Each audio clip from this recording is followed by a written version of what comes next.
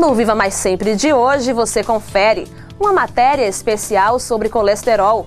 Na entrevista da semana, saiba mais sobre endometriose, uma doença que causa muita dor e pode provocar a infertilidade. E ainda, prepare-se para anotar mais uma receita do nosso quadro Culinária. O Viva Mais Sempre começa agora. É cada vez maior o número de pessoas, inclusive crianças e adolescentes, com o nível de colesterol acima do aceitável. Fruto de um estilo de vida não saudável ou mesmo fatores hereditários, o fato é que o excesso da gordura ruim no organismo pode trazer graves consequências. Assista agora a matéria que preparamos para você. Você sabe o que é colesterol? Sei. Colesterol é pressão alta, a pessoa tem que se cuidar. Sei. É uma gordura que tem no sangue, né? Sim. Colesterol é quando a gente tá com o sangue, com gordura no sangue, não é isso? Calma, o colesterol não é só vilão. É um tipo de gordura chamada lipídio, encontrada naturalmente em nosso organismo e fundamental para o funcionamento normal dele. É o componente estrutural das membranas celulares em todo o nosso corpo e está presente no cérebro, nervos, músculos, pele, fígado, intestinos e coração.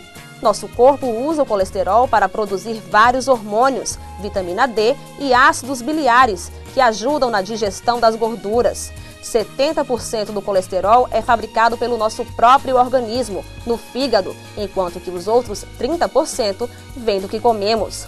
O problema desse tipo de gordura é quando a produzimos em excesso. O colesterol, quando nos limites normais, é benéfico e importante para o dia a dia. Mas quando ele está em excesso, aí é que ele começa a entrar como um vilão, como uma substância que aumenta o fator de risco cardiovascular. Aumenta o risco de doenças coronarianas, doenças que têm matado muito no mundo ultimamente. Existem dois tipos de colesterol no sangue. O LDL, conhecido como mau colesterol, promove o depósito da gordura nas paredes das artérias. Já o HDL, também chamado de bom colesterol, transporta a gordura das células para o fígado, eliminando-a pela bile e pelas fezes. Fornece, inclusive, proteção contra a arteriosclerose. Mas se o nível do HDL estiver baixo, o risco de doença cardiovascular aumenta. O cardiologista explica que, apesar de haver uma média geral para se diagnosticar se o colesterol está alto ou não, cada caso é um caso. O paciente deve ser analisado em sua individualidade. No geral, um paciente que, por exemplo, não tem nenhuma história familiar importante, paciente que não é hipertenso, paciente que não é diabético, ele tem que observar o LDL. E um LDL, segundo as últimas diretrizes de dislipidemia do Brasil, se ele tiver um LDL abaixo de 160, isso seria tolerável. A partir daí, se o paciente, por exemplo, ele é um paciente já diabético, o LDL dele já não seria mais de 160, teria que ser abaixo de 100. E se por um acaso ele já tiver, por exemplo, feito uma revascularização miocárdica, ele já tem que ter uma meta de LDL inferior a 70. Veja como é diferente, de 70 para 160. Então, por isso que o médico tem que individualizar cada paciente, para que ele possa colocar o seu paciente em sua meta. É cada vez mais comum crianças e adolescentes com colesterol elevado, reflexo de maus hábitos alimentares. Não tem para onde correr, né? Muito sanduíche, muita batata frita, muita besteira, pipoca e outras coisas. Além de outros fatores que o especialista faz questão de ressaltar. O aumento do colesterol ele pode ser causado não só por ingesta excessiva de alimentos gordurosos, mas também por problemas, vamos dizer assim, metabólicos do paciente. Pacientes que têm deficiência metabólica na parte hepática e o colesterol eleva, vamos dizer assim, o colesterol seria uma elevação de origem endógena, não só exógena de quem se alimenta com muita gordura. Então as causas podem ser tanto alimentação ruim, estilo de vida ruim, como também problemas da própria parte metabólica do paciente. O colesterol é encontrado em alimentos de origem animal, ricos em gordura do tipo saturada, a exemplo de carne e derivados, frutos do mar, gema de ovo, leite e derivados, além de alimentos industrializados como bolo, biscoitos, chocolates, tortas, sorvetes.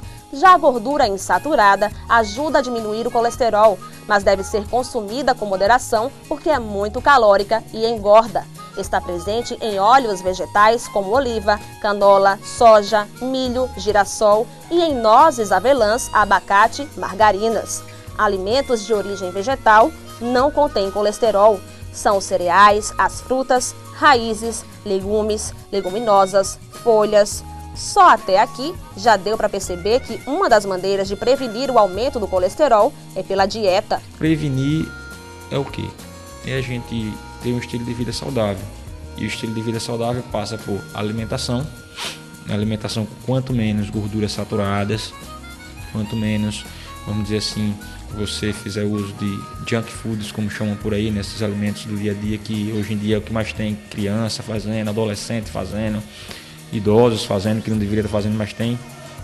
Então você tem uma alimentação quanto menos ricas em gorduras saturadas, gordura trans, ingerir mais gorduras do tipo monoinsaturadas e poliinsaturadas, que são o quê? Presentes, que são ômega 3, ômega 6, ômega 9, presente nos peixes de águas frias, por exemplo, a sardinha, o salmão, o arenque, a cavalinha, né? O atum, presente também no azeite de oliva. É a pessoa se alimentar cada vez mais de fibras, e as fibras, principalmente as fibras hidrossolúveis, que são as fibras que reduzem colesterol. A aveia, né, é uma delas, frutas, né, que rica em pectina, que reduz o colesterol. E as fibras não solúveis seriam as fibras que iriam diminuir a fome. Então é importante que se faça uso dela também.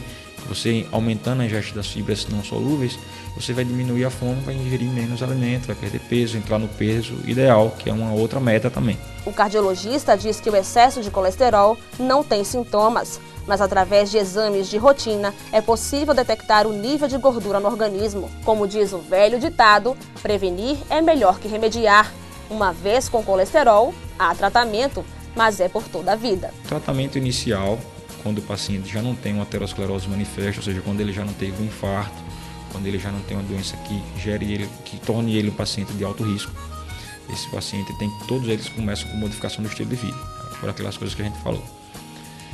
Quando já fez a modificação do estilo de vida e não entrou na meta preconizada, aí entram os medicamentos, que hoje são medicamentos seguros. Antigamente os medicamentos traziam muitos efeitos colaterais, mas hoje não. E o médico então vai prescrever o medicamento, e geralmente são de usos indefinidos. Geralmente não é usar e parar, é usar para manter o controle sempre. Existe redução da dose, existem pacientes que realmente antes tinham um estilo de vida muito ruim e que controla, que a gente até consegue tirar o remédio, mas muitos deles não, tem que ficar usando remédio indefinidamente.